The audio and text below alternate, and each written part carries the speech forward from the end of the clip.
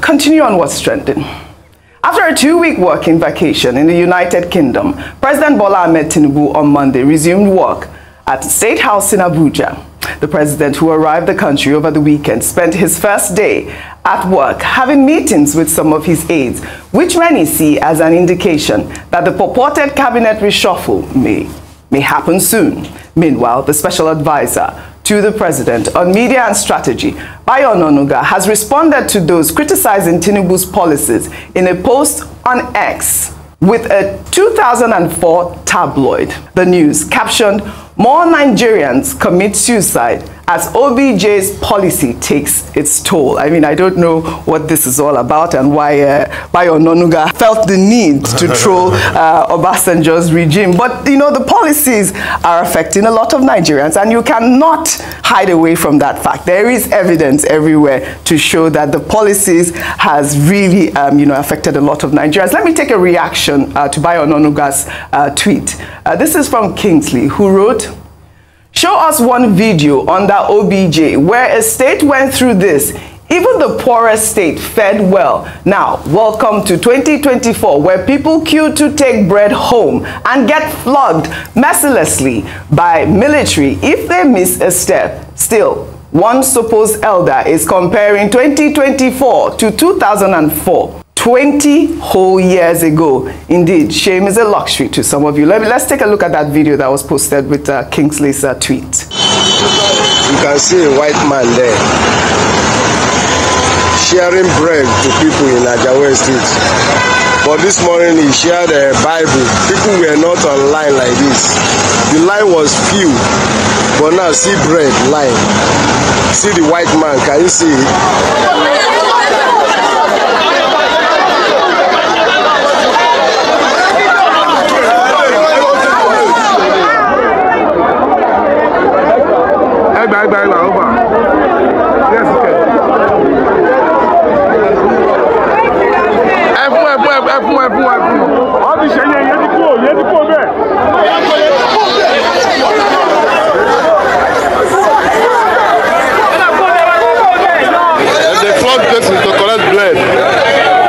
Of my shop for Lagos Island. Hey, Nigeria, I'm sorry for you.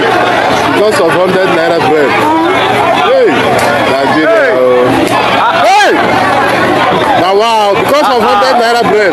In fact, there's definitely hunger in the land. I guess that, Kingsley compiled some of those videos. I believe the first one was only recently, and those other 2 videos that we saw, I think we even highlighted them on What's Trending. So that is the frustration out there. So with due respect. Yes. The policies President Tinubu has made has depressed the economy, no matter how much they try to spin it. But let me reply Mr. Bayo Onanuga with empirical facts. He said people were committing suicide. That's what he said. In this time, people are dead. At least they were still contemplating to commit suicide, or they committed suicide then. People are dead with this economy. Give you empirical stats. Year 2000, Nigeria grew 5%. Has this economy grown 5%? 2001, Nigeria grew 5.9%. 2002, Nigeria grew 15%. 2003, Nigeria grew 7%. 2004, Nigeria grew 9%. 2005, Nigeria grew 6%. 2006, 6%. 2007, 6.59%. Let this economy at least try to match the Obasanjo record of 15% growth. Then we know that Mr. Bayo Onanuga has a right to speak and condemn and throw shade at Olusegun Obasanjo. He has grown 15%. They should repeat Obasanjo's record. We are waiting for them. They still have time. The economy, as we speak, is at an all-time low. Not to say things were not hard when Obasanjo started. I'm not going to deny that fact. I don't know how to lie. Things were hard. But you saw a forthright level of growth and a way to fix the economic malaise. And we saw economic results. Mr. Bayo Onanuga and President Tinubu's government should show working. When they show working, when they grow 15%, we know they are ready. Right. I mean, yes, I know, Dr. Abati, you want to add something to this, but Ayo, I wanted you to also speak about, you know, what's been going on in Nigeria, even the fact that the president has been in and out of the country, even with the vice president, Kashim Shettima. We're even talking about how much money has it attracted. Sure working. But also we did some research, and also I believe the Punch newspaper, according to GovSpend, the civic tech platform that tracks analysis of the federal government's spending, showed that a total sum of 44.88 million naira was spent by the State House on getting visas for officials, including aides to the president and vice president in March 2024 alone. The details were highlighted in 4 separate transactions showing the costs incurred to secure visas for official engagements abroad, particularly to the United Kingdom and France. I believe they said on March 7th, the State House processed about 2 payments totaling 13 million. Then on March 27th, there was an amount of 31.87 million that was spent on visas for aides and members of staff of you know, the president. It's important that we have the breakdown of these spendings. I say this because when we criticize the number of travels or the necessity of some of these travels, it's not just mere talk. It's actually because there's a significant cost to the taxpayers. And if the taxpayers are funding these travels, then we have a right to ask where, how much was realized from this trip? Does it make economic sense? Is it profitable? And should we continue to embark on these? Only recently, the president came back from his working vacation. Welcome back, Mr. President. A lot on his table for him to face. And as I was going to mention, that there are some things that are still pressing that we had said that at this time, the president ought not to have been, I said that, ought not to have been out of the country, whether for a working vacation or otherwise. I hope now he would revisit the matter of the minimum wage and the implementation of minimum wage, which a number of people have said haven't been widely implemented. This increase in fuel prices, even though it happened while he was away, now that he's back, maybe he can speak to that or address some of the concerns. The CNG conversion and initiative, how far, how much have we been able to achieve in that? But going back to the amount of money spent on visas. Recall that there was a time the president had said that there was now a cap on the number of people who would travel. I'm so glad to what extent has that been followed? Because we just have big announcements, but we still see the status quo. The same things are happening. The same issues are still being had. We will then find out that the First Lady's office spent about a certain amount of money to fund travels abroad. These foreign relationships, diplomatic relationships are important. We cannot take that away. But when the cost to the Nigerian people is more than the benefits, then we need to begin to ask questions. When we cannot see the benefits of these travels in terms of FDIs, then we must ask questions. And so they did a fine analysis of how much money has come into the country based on these travels, looked at Sweden, Russia, travels to China and the likes, and the amount of money that's coming is paltry compared to the amount of money spent on these trips. These are questions that Nigerians are asking. And we are seeing. About visas, look, there is a diplomatic dimension to it. There is a desk at the Federal Ministry of Foreign Affairs. There is a department, a whole department in the State House, you know, or the Office of Scope, State Chief of Protocol, that handles these things. We can take a second look at those figures and break them down and, you know, match them. But I wanted to talk about what Mr. Onanuga was saying, that, in 2004, people were committing suicide under President Obasanjo. Well, Mr. Onanuga at that time was the editor-in-chief of the news.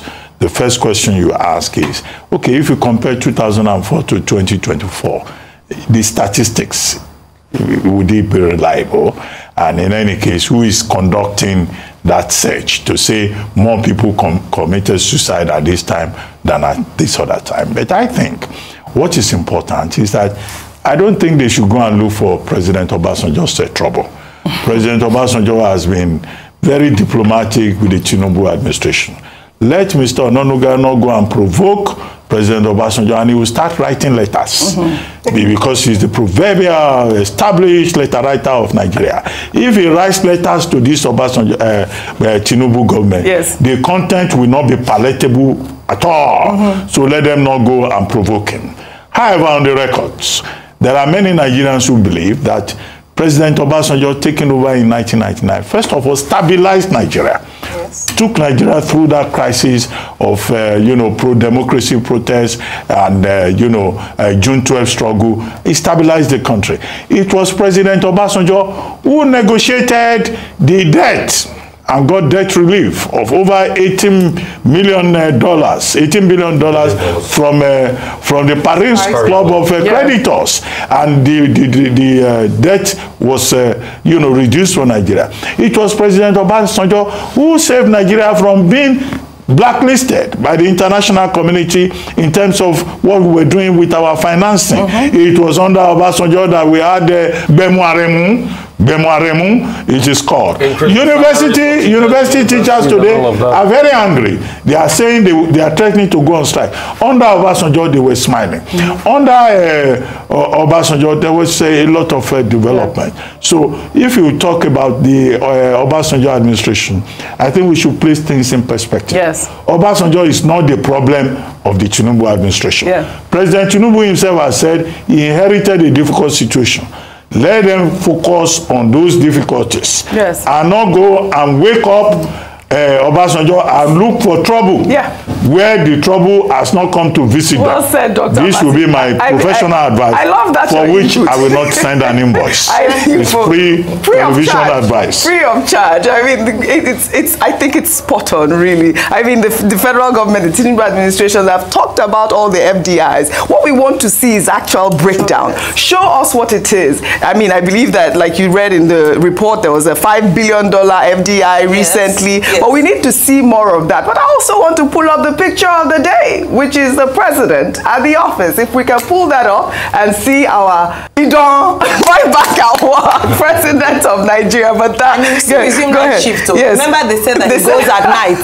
So this is the day shift. So he's a hardworking. Yes, he's a hardworking. Well, that's our president. I think he met with a lot of ministers and the cabinet reshuffle. Is eminent people are saying that he's back to work and he's talking to people. Well, welcome back, our Presido. Well, meanwhile, the First Lady of Nigeria, Senator Oluremi Tinubu, has called on religious leaders to rather focus on praying and counseling the government instead of resorting to curses.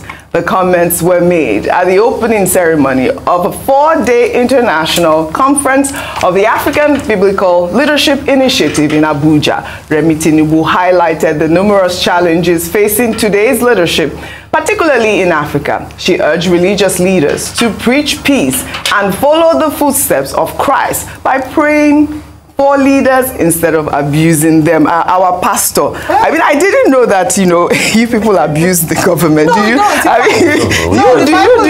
I think she was represented by the coordinator of the PAD. Yes, she was represented. But I didn't know that you people were... No, we don't. In fact, the Bible enjoins Christians to pray for their leaders and to pray for those in authority. And maybe so she was speaking from her pastoral office. Okay. That rather than raining curses, but we've seen people out of frustration. Yes. Just speaking and, you cannot legislate on people's frustrations. If people feel frustrated and because of that, what's coming out of their mouth is curses, what we can do is to appeal to them and say, okay, don't just pray for them and bless them, because the prosperity of the government is the prosperity of the people. I don't think, though, that the religious leaders should keep quiet. Even in the times of old, in the times of the Bible, religious leaders were known to hold leaders to account and speak up for the people. So, yes, they shouldn't curse. I don't agree with cursing. Pray for the president, and we see that happen a lot of times, but also they should speak the truth and speak on behalf of their people. Yes. Very important. Always speak truth to power. And I don't think there's anything wrong with criticism at all. No, just not speak at all. truth. But don't lay curses. I know some people that lay curses on people. But meanwhile,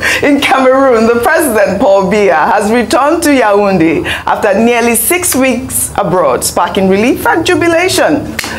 Rumors about the state of Biya's health was raised after a prolonged absence from the country, including missed appearances at key international events. Now, Paul Biya is back. Remember, we took that report about the fact that they are even banning journalists from talking about him. 6 weeks. I mean, African leaders, please.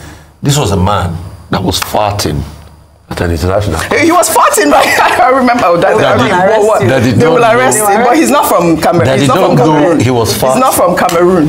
This was a man that, since he took over from Ahijo, he's been there. A whole generation has gone. He's made Cameroon go back backward economically. This was a man that is trying to put his son in there.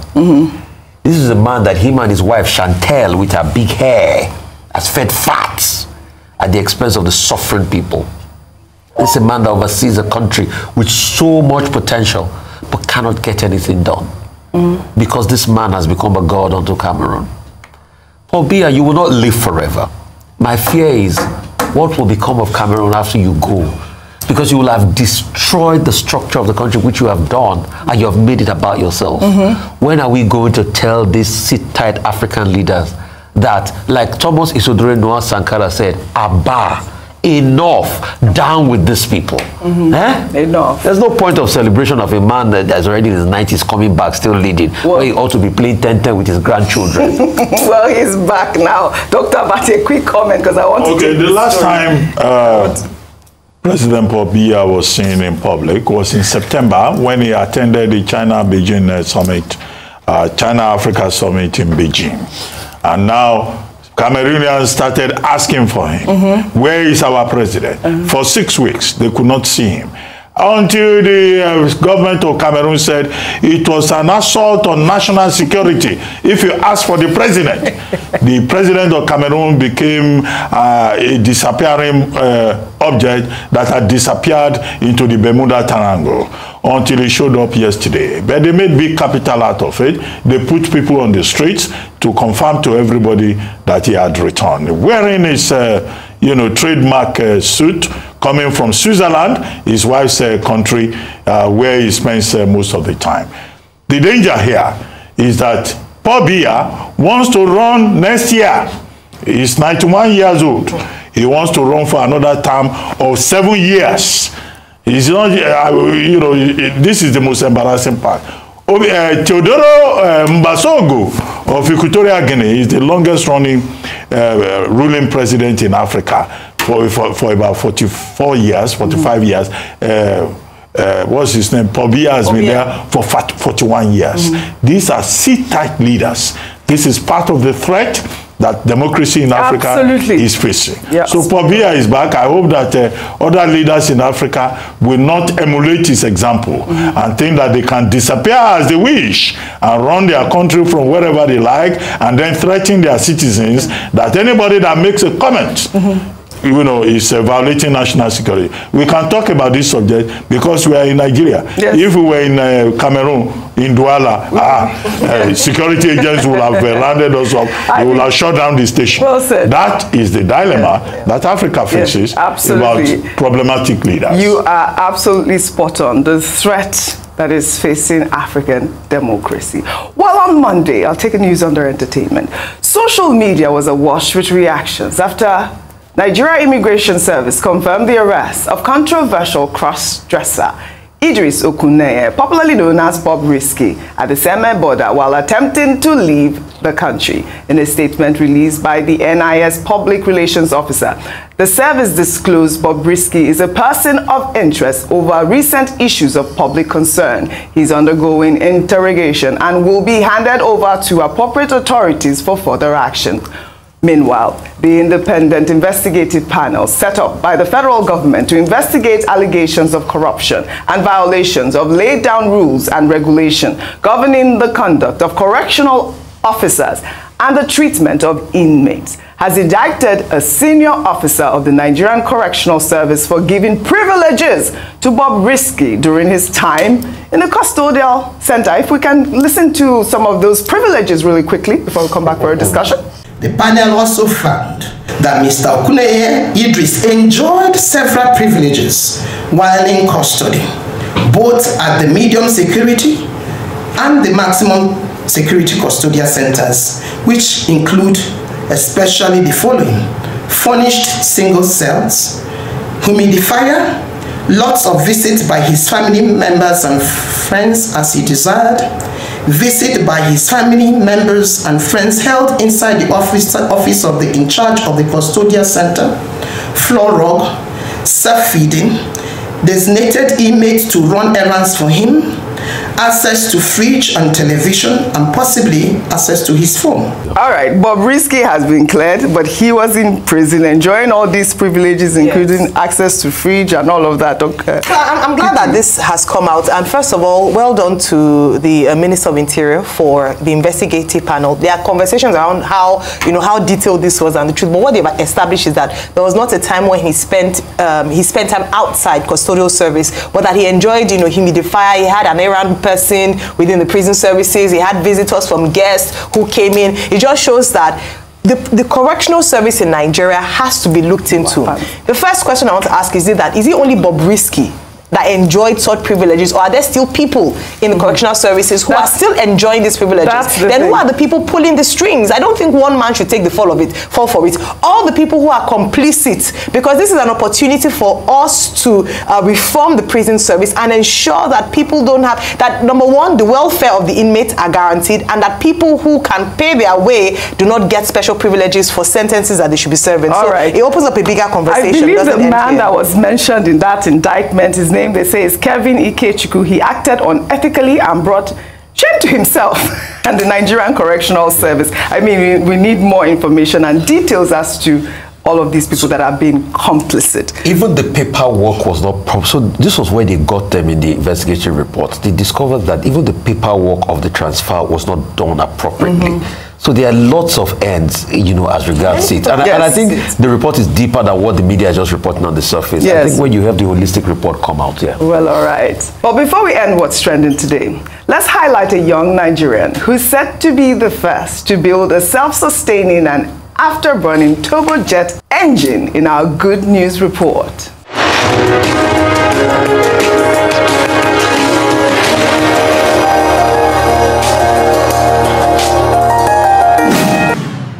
As the young people of Nigeria continue to venture into innovations to revolutionize our industrial space, a young Nigerian, Zico Agbara, has joined those looking to revolutionize the airspace. Zico, who hails from Ebonyi State, has designed a first-of-its-kind turbojet engine which uses high-pressure air from an air blower to start the engine until it self-sustains. Zico presented a prototype of the Mark III turbojet engine to the Minister of Defense, Mohammed Badaru, the Minister of Science and Technology, Uche Naji, and other military officials at the Defense Research and Development Bureau Convention, which took place on October 15th at the National Defense College in Abuja. Well, in a post on X, Zico stated that he's the first person in Nigeria and probably in Africa to build a functioning, self-sustaining, afterburning turbojet engine.